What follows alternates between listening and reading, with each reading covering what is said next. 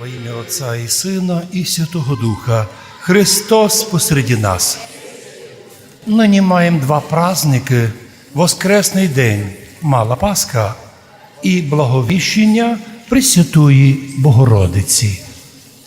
Бог дарує нам нині увидіти милость Божу, яка нині проявилася в чтенні Євангелія, де Господь ісціляє сина юношу, біснуватого, який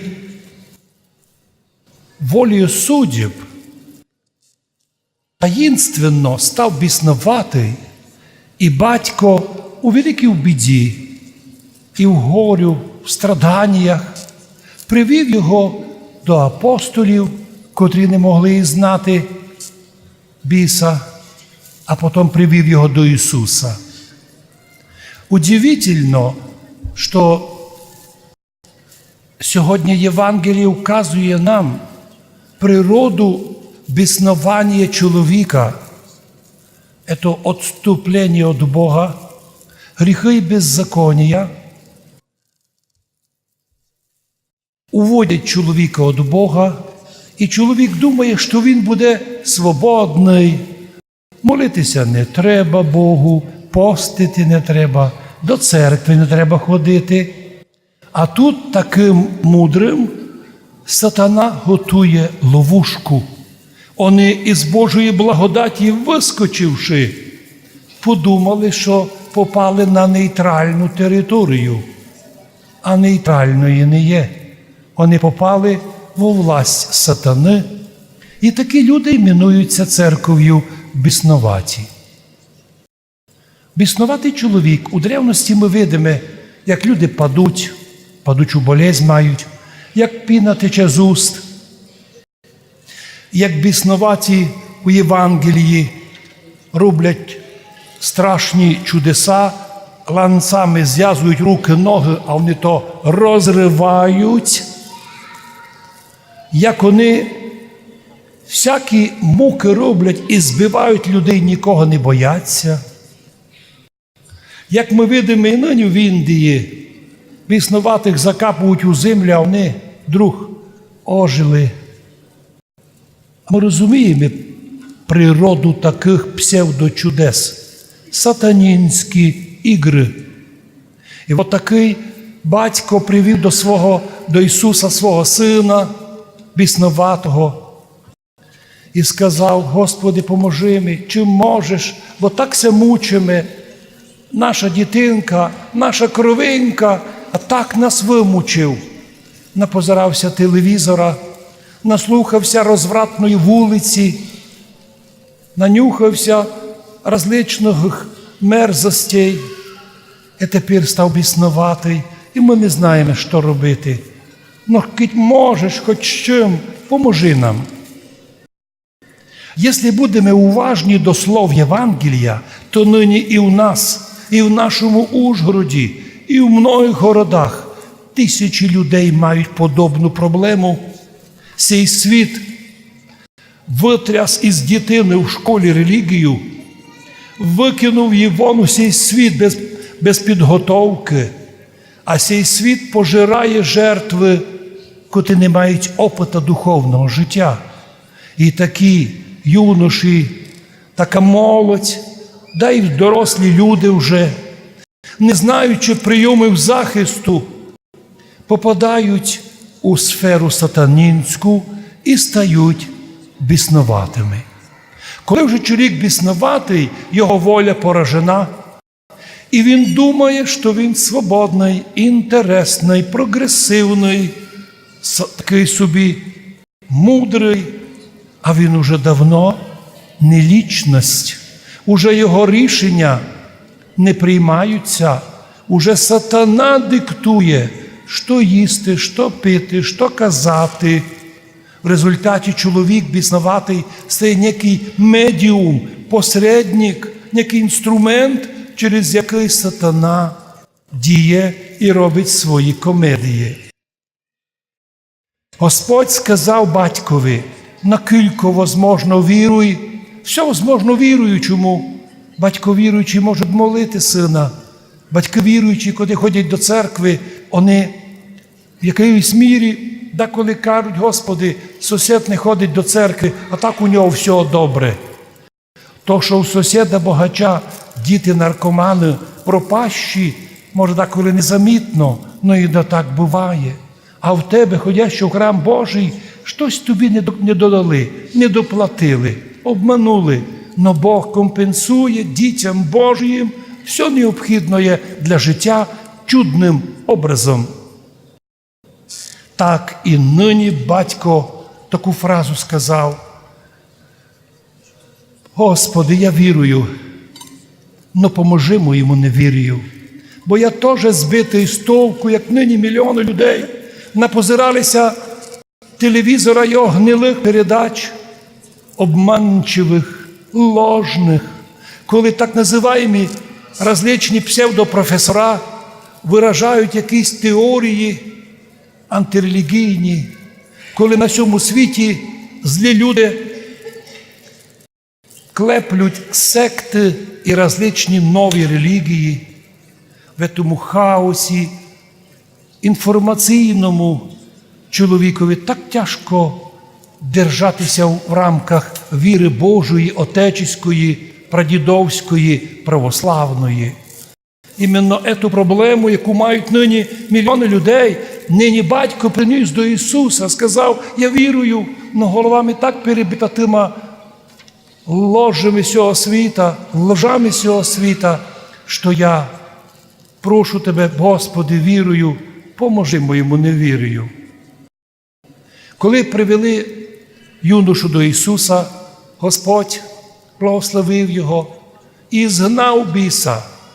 І той неспокійний, жорстокий юноша, вічно сміющийся, вічно хохотаючий, люблящий различні казки, смішки, вдруг став серйозний і заплакав. Так поступають многі люди, коли освобождаються від бісок. Свобода від бісовщини рождає перші сльози, сльози свободи і радості. В одному із духовних фільмів сообщається, як теж дівчинка стала біснувата, а привели його до одного монаха, він помолився над нею і згнав біса. І вона ходила, скакала, сміялася, але коли біс вийшов, вона заплакала. Вона стала свободна. І ми, православні канонічної церкви, як би нас не додівали, як би не гонили нашу церкву і наших людей, як би на сміх у судах не судили примітивні люди цього світа, далеко не грамотні, не знаючи ні історії, ні релігії, впрочем, і законодавства держави не знаючих. Їмся видить, що вони щось навред нанесуть церкві, а вони лише роблять нас сильнішими.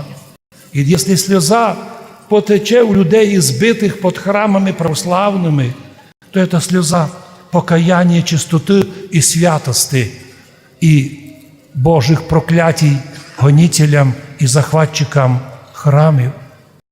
Так Господь покликає нас і всіх наших батьків не падати духом, коли ми видимо, що цей світ витряс із наших дітей релігію і викинув їх на обочину і вверх їх у стан біснування. Не падати духом, молитися, проситися. Вся сім'я йде до церкви. Через сповіді причастя укріпляється духом, щоб витягнути дитину із рук, із лап сатани. Тому велику поміч маємо від Божої Матері, перебуваючи під її покровом. І особливо сьогодні, коли церква святкує праздник удивительний, благовещення, блага вість. Что это за благовесть? Что это вещение такое мы получили, за якое церковь співає днесь спасения нашого главизна? Главное совершилося на благовещення. Что там такое тайное? Євангеліє сообщає, що до дівчинки Марії, до Діви Марії, уже юридично замужньої жінки, юридично, Вона мала свого чоловіка. Приходить ангел і возвіщає їй тайну Святої Тройці. Радуйся, благодатна, Господь з тобою, благословена ти в жінах. І ти родиш Месію. Вона, будучи по-нашому замужня жена, маючи мужа, вдруг каже ангелові странну фразу. Як ото буде, що я маю дитинку родити Месію, якщо я мужа не знаю? Ангел не напоминає їй, що ти замужня, ти маєш мужа. Ангел знає, що Йосиф старець, юридичний муж, но він охранитель чистоти і святості Діви Марії. Каже їй, не от імені мужа, а Дух Святий найде на тя сила вишнього синиця і зачнеш младенця. І рождає моє свято, Син Божий наречеться. Ми так і співаємо сьогодні, Син Божий зійшов з неба і став сином Дєви. Це тайна, котру Діва Марія відкрила євангелістам, і вони записали велику частину Євангелій і слов Діви Марії. І сьогоднішній день сектанти многі, на удивлення всім, демонстративно, доктринально не признають почитання Діви Марії. Вони на словах почитають Євангеліє, кажуть, то свята книга, свята Біблія, носяться з нею. Но Діву Марію не почитають, хоча вона Матір Господа, як записано в Євангелії. Як не почитати Матір Господа, ту, котра була введена в тайну Святої Тройці? Воістину, у православних канонічної церкви це понятно. Діва Марія – цариця неба і землі, хоча вона перша християнка, котра, по словам Сина і я, Спасителя нашого, хто моя мати, браті мої, хто слухає Слово Божє і виконує його, та хто найбільше слухав Слова Божого і його виконував? Діва Марія від младенчиського возраста Ісуса, вона чула Слово Божє і вже із юношеських років розуміла, коли в 7-річному возрасті вона знайшла його в Єрусалимі серед великих академіків і професорів, книжників і фарисеїв, котрі удивлялися мудрості отрока. І він сказав своїй матері Діві Марії, разве ви не знаєте, що мені подобає бути вдому Отця моєго? Так Бог відкрив перед нами чудесну мудрость. Як було явитися Богу у середі людей? Сам Бог не може явитися, бо це велика світлость і сила.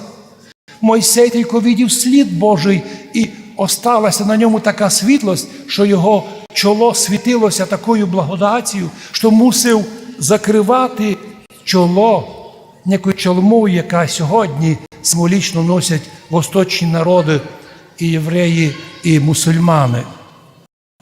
А як видіти Бога? Ніхто не видів Бога, а от Син Божий явив Бога. Родився у мир від Діви Марії, був зачатий від Духа Святого, і, видівши Сина, каже Господь, видів і Отця. Бог явився нам в плоті, і хто прийняв Ісуса як Бога в плоті, є дитина Божа. І ми сьогодні свідчимо, що на благовіщення дійсно ми з вами стали носіями благовіщення, благої вісті. Свята Тройця закликає Діву Марію стати Божою Матір'ю. Правда, вона уточнила, як то буде, як мужа не знаю, і ангел їй підсказав, що від Духа Святого народиться Месія. Ми сьогодні видимо, наскільки важливо нам розуміти свою православну релігію, православну, котрою обладаємо. Уже 1150 років назад, дай і крест, котрий ми освятили в прошлу неділю, на ньому з двох сторін написано: «Благодарні наші серця, поклали цей хрест в честь 1150 років крещення Карпатської Русі. І ще не було Київської Русі. І ще не все появить через 400 років Московська. А ми вже були християнами. І тому сьогодні велика відповідальність, щоб ми, носії православ'я, сьогодні навчили, котрі не знають православ'я, і обличили мудреців всього світа, котрі ведуть під наші храми хлопчиків у масках, котрі кидають до нашої церкви огні і кричать: нам не треба вашого попа. А хто ви, мальчики? А ви не случайно не ті біснуваті, за котрого в Євангелії написано, що син привів біснуватого хлопчика? Ведь нормальний чоловік не буде кидати огні на церкву. Нормальний чоловік не буде ночі різати двері храма болгарку і захвачувати храми. То можуть робити лише біснуваті люди, які втратили Христа. І нині маса людей втратила Христа. Але їх одно спасіння, якщо однажды вони прийдуть до церкви на покаяння. Тільки тоді, коли скаже кожен сьогодні, проштрафившися, і котрий зробив гріх проти Господа і церкви: Господи, вірую, но поможи моєму невір'ю, бо затягнули мене в секту, в унію, у псевдорелігію, псевдоправослав'я, обманули мене. Этот путь покаяння лежить по слову рішення собора єпископів Української православної церкви і над тими двома єпископами, котрі утікли з нашої церкви, Олександра і одного вінницького мудреця. Їм теж лишили можливість покаяння. Вони були уважаємі, честовані, і вдруг пішли туди, де не мають чести, бо предателів нігде не люблять і не оцінюють. Ми же, оставшись вірні Церкви Христової, в день Благовещення кажемо: Божа Мати, благослови наш народ, щоб тот, котрий держить 1150 років православ'я під Карпатами, щоб був достойний видержати свою місію до второго пришествия Христового. І як на восток напоминати, що православ'я у нас, як на запад розхвалений, красний, з дорогами красними, із магазинами повними, і з пустими храмами, з утраченим православ'ям, і з утраченим християнством, ми їм теж кажемо: Господи, поможи нам, а ще доля заставила нас мільйонами людей йти в Європу. Боже, поможи, щоб кожен наш робочий туди поніс не лим руки, а й віруюче православне серце, і там би, де людей християнських не є, або не знаючи віри православної, помагати людям. Ми маємо сотні случаїв, коли в італійських сім'ях старі італійці вдруг через те, що їм помагали, вдруг інтересуються православ'ям. В Європі повно є приходів, де люди йдуть із сект, із латинства, глядають православ'я. Ми подумали, що як важно й нині нам нікого не боятися, но берегти своїх дітей від біснування цього світа, який дуже вже біснується. Тепер уже відкрито сатана вийшов із пекла і відкрито пропагує сатанізм під видом различних сект, различних псевдорелігій, і особливо остання, опасна псевдоправослав'я турецької марки. Ми молимо Бога, щоб Господь наградив наших людей такою радостю, щоб всі приманки цього світа ніч не стояли порівняно з радостю, котру дає нам Бог, людям мирним, благодатним, спокійним, не боящимся гонений, позираючим на гонителей з чувством сожаления. Ви гонителі, ще раз запланували гонити православних, а вже Боже прокляття паде на вас і на ваших дітей. Вони многі не розуміють, і в цьому їх проблема. Ми же не желаємо нікому зла, сьогоднішній праздник розуміємо, Бог наградив нас радостю духовною. І ми хочемо, щоб тут ту радость берегти, і тут на землі, з нею вже перейти і у вічний світ. Бо є весь смисл нашої православної канонічної релігії тут на землі. Все зробити, щоб спасти душу свою духовними трудами, сповіддю, покаянням, причастям, освобождатися від власті сатани. По словам Христа, котрий сказав, що сатанінський род ізганяється тільки такими інструментами, як пост і молитва. Вот почему православні канонічної церкви так держать пост. Вот почему мы удивляемся, что Запад и протестантизм, и сектантство полностью ослабили пост, відкрили двері сатані.